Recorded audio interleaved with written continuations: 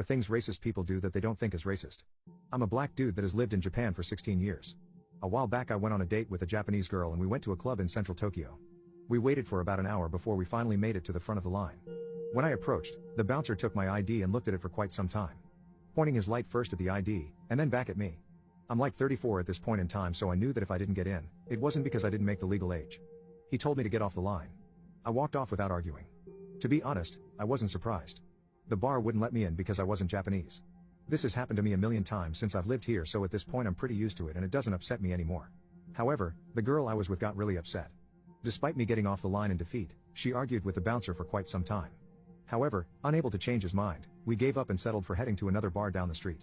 After we were rejected from the club, she said something along the lines of, "I don't know why they wouldn't let you in. You were with me. I'm Japanese." All I was thinking was, you're kind of missing the point.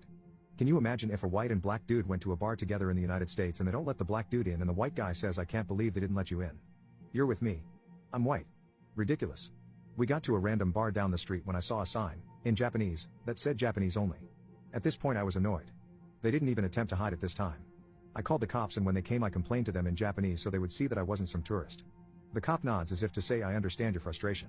Thinking I've made some progress, I let out a sigh of relief. Instead of letting me in, the cop said in a super friendly tone, "Well yeah, the sign says Japanese only. And you're not Japanese. What is the problem here? There's another club down the street that allows foreigners. I like that one myself. Why don't you go check that one out?" I just stood there, in utter shock. The problem had completely blown over the cop's head.